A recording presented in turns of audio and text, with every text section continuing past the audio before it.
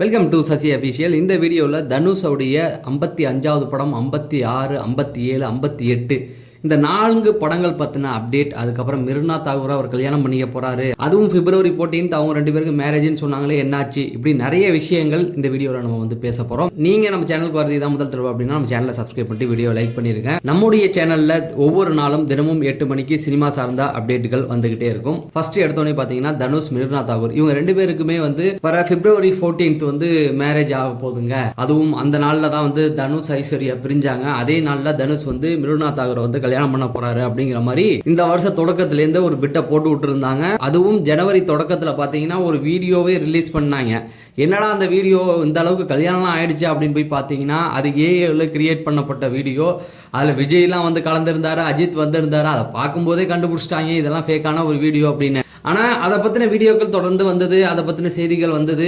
கண்டிப்பாக அந்த February 14 அவங்க 2 பேருமே மேரேஜ் பண்ணிக்குவாங்க அப்படின்னு தான் எதிர்பார்ப்புகள் நிறைய இருந்தது. ஆனால் விசாரிச்சு பார்க்கும்போது அவங்க 2 பேரும் மேரேஜ் பண்ணிக்கிற ஐடியா அந்த மாதிரிலாம் எதுவுமே கிடையாது. ஆனால் இன்னொரு தரப்புலேருந்து என்ன சொல்கிறாங்க அப்படின்னு பார்த்தீங்கன்னா, தனுஷுடைய வீட்டில் வந்து அதுக்கு சம்மதம் தெரிவிச்சிட்டாங்க, மேரேஜ் பண்ணிக்க சொல்லியிருக்காங்க அப்படிங்கிற மாதிரி தான் சொன்னாங்க. ஏன்னா அவருடைய செல்வராகவனுடைய லைஃபும் வந்து ஒரு மாதிரி போயிடுச்சு, உன்னுடைய லைஃபும் இப்படி போக வேண்டாம், நீயும் மேரேஜ் பண்ணிக்கோ அப்படிங்கிற மாதிரி தான் சொல்லியிருக்காங்க. தனுஷுடைய வீட்டில் முழு ஆதரவு கொடுத்துருக்காங்க. ஆனால் தனுஷ் தான் ரொம்ப யோசனையில் இருக்காராம். பசங்க வளர்ந்துட்டாங்க, அடுத்தடுத்து அவருடைய பையன்லாம் வந்து சினிமாக்குள்ளே வரப்போறாரு, ஏன் தேவையில்லாமல் இந்த மாதிரியான விஷயங்களில் பேரை கெடுத்துக்க வேண்டாம். தனுஷ் வந்து மிருனா தாகூரை மேரேஜ் பண்ணல அப்படிங்கிற மாதிரி செய்திகளையும் சொல்லிக்கிட்டு இருக்காங்க. நம்ம போய் நேரில் பார்க்கல, வந்த செய்தியை உங்கள்கிட்ட சொல்லிடுறேன்.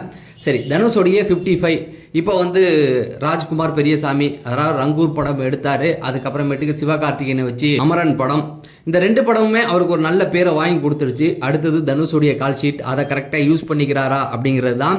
இந்த படத்துடைய கால் ஷீட் பார்த்தீங்கன்னா ரொம்ப நாள் கிடையாது, ஒரு 2லேருந்து 3 மாதத்துக்குள்ளே இந்த படத்தை முடிக்கிறதா தான் பிளானா. ஏன்னா தனுஷுடைய அடுத்தடுத்த படங்கள் வெயிட்டிங்கில் இருக்கிறதுனால ரொம்ப குயிக்காக முடிக்கிற மாதிரி தான். அதனால தான் தனுஷுடைய பேனர்லேயே வந்து ஒரு படம் பண்ணுறாரு. படத்தில் 2 ஹீரோயின், அதில் ஒருத்தவங்க உங்களுக்கு தெரியும், சாய் பல்லவி. அதுதான் வந்து அமரன் படத்துலேருந்து ராஜ்குமார் பெரியசாமியோட ட்ராவல் பண்ணுறாங்க. கண்டிப்பாக இந்த படத்துக்கு அவங்களுடைய கேரக்டர் ரொம்ப முக்கியம் அப்படிங்கிறதுனால தான் வச்சுருக்காங்க. தனுஷ்க்கு பொறுத்த வரைக்கும் பார்த்தீங்கன்னா ரவுடி பேபி சாங் வந்து இன்னமும் பார்த்தீங்கன்னா தமிழ்லேருந்து போன பாட்டிலேயே ரொம்ப பெரிய அளவு வைரல் ஆகி கோடிக்கணக்கை தாண்டி இன்னும் வியூஸ் போய் அடிச்சுக்கிட்டு இருக்கு. அவங்க 2 பேருடைய பேர் அந்த மாரி டூலேயே வந்து வேற லெவலில் பேசப்பட்டுச்சு. அது வந்து தனுஷுக்கும் சாய் பல்லவிக்கும் உள்ள ஒரு கெமிஸ்ட்ரி. இந்த பக்கம் ஸ்ரீலீலாவை பற்றி இப்போ தான் தமிழுக்குள்ளே வந்திருக்காங்க. தெலுங்குலலாம் கிட்டத்தட்ட ஒரு 6-7 வருஷத்துக்கு முன்னாடியே வந்துட்டாங்க. தெலுங்குல இருக்கிற எல்லா பெரிய ஹீரோ கூடயுமே படம் பண்ணிட்டாங்க. இப்போ தான் தமிழில் வந்து அறிமுகம் ஆயிருக்காங்க. பராசக்தியில் அறிமுகம் ஆயிருக்காங்க தமிழில். 2வது படம் வந்து தனுஷ் கூட நடிக்கிறாங்க. தொடர்ந்து அவங்களுக்கு வந்து படங்கள் கிடைக்கும் அப்படிங்கிறது தான். அடுத்தது தனுஷுடைய 56வது படத்தை இயக்க போகிறது யார் அப்படிங்கிற கேள்வி நிறையா இருந்தது. அந்த படத்தை வந்து H. வினோத் தான் இயக்க போகிறாரு அப்படிங்கிற மாதிரி நிறைய பேர் பேசிக்கிட்டு இருந்தாங்க. அதுக்கான செய்திகளும் அஃபிஷியலாக வந்தது. இப்போ H. வினோத் வந்து 56வது படத்தை இயக்க போகிறது கிடையாதான், அவருக்கு கொஞ்சம் டைம் தேவைப்படுது, இன்னும் டைம் எடுத்துக்க போகிறாரு அப்படிங்கிற மாதிரி சொல்கிறாங்க. அப்போ தனுஷுடைய 56வது படத்தை இயக்க போகிறது யார் அப்படின்னு பார்த்தீங்கன்னா தமிழரசன் பச்சிமுத்து. தமிழரசன் பச்சிமுத்து இதுக்கு முன்னாடி பண்ணிருந்த படம் லப்பர் பந்து தான் வந்து அந்த இயர்லேயே எல்லாருடைய கவனத்தையும் பெற்றது. இன்னும் சொல்ல போனால் மலையாளத்தில் மோகன்லாலே மனமிட்டு பாராட்டியிருந்தார். அவருடைய அடுத்த படம் வந்து தனுஷ் கூட தான். இப்போ அவர் வந்து லொக்கேஷன்லாம் பார்க்க போயிட்டாராம். ராஜ்குமார் பெரியசாமியோட படம் வந்து 2 மாதத்தில் முடிஞ்சிடும். இது முடிஞ்சதுக்கு அப்புறமேட்டுக்கு அடுத்தது தனுஷ் வந்து தமிழரசன் பச்சைமுத்துடைய டைரக்ஷனில் தான் பண்ண போகிறாரு. அதுக்கான ஒர்க்கும் வந்து ரொம்ப குயிக்காக போயிட்டு இருக்கு. இன்னும் 2 மாதத்தில் ராஜ்குமார் பெரியசாமியோட படம் வந்து முடிஞ்சதுக்கப்புறம் அடுத்ததாக வந்து தனுஷுடைய 56 படத்துக்குள்ள வந்து போயிடுவார். அதுக்கப்புறம் 57வது படத்தை இயக்க போகிறது யார், H. வினோத் இயக்குவாரா அப்படின்னு கேட்டிங்கன்னா கண்டிப்பாக கிடையாது. தனுஷுடைய 57வது படத்தை இயக்க போகிறது மாரி செல்வராஜ். இப்போ மாரி செல்வராஜ் 2 கமிட்மெண்ட்டில் இருக்கார். அதில் ஃபஸ்ட்டு ஒரு கமிட்மெண்ட் என்ன அப்படின்னு பார்த்தீங்கன்னா இன்பன் உதயநிதியோட படத்தை தான் அவர் பண்ண போகிறதா இப்போ பேசிக்கிட்டு இருக்காங்க. இன்பன் உதயநிதியை பொறுத்த வரைக்கும் பார்த்தீங்கன்னா அவர் வந்து லண்டனில் படிச்சுக்கிட்டு இருக்காரு. அவர் படிப்பே வந்து இன்னும் ஜூன் மாதம் தான் முடியுது. அவர் முடிச்சுட்டு வந்து கொஞ்சம் டைம் எடுத்து இந்த படத்தை நடிக்கிறதுக்கு டைம் போயிடும். மாரி செல்வராஜ் வந்து இப்போ தனுஷுடைய அடுத்த படத்தை இயக்க போகிறார். இவர் தனுஷ் கூட இணைகிறது 2வது படம். முதல்ல வந்து கர்ணன் படத்தில் 2 பேருமே இணைஞ்சிருந்தாங்க. இப்போ இன்பன் உதயநிதி படத்தை வந்து அவர் கொஞ்சம் லேட்டாக தான் பண்ண போகிறாரு. அதுக்கு முன்னாடி தனுஷை வச்சு ஒரு படம் பண்ண போகிறாரு. ஸோ கர்ணனுக்கு அப்புறம் இவங்க 2 பேரும் இணைகிறதுனால கண்டிப்பாக இந்த படம் வந்து வேற லெவல் பேசப்படும் அப்படிங்கிறது தான். கர்ணன் படம் பொறுத்த வரைக்கும் தனுஷுக்காக எழுதப்பட்ட ஒரு ஸ்கிரிப்ட் மாதிரி தான் இருந்தது. கொஞ்சம் கமர்ஷியலாகவும் அந்த படத்தை பண்ணியிருந்தாரு.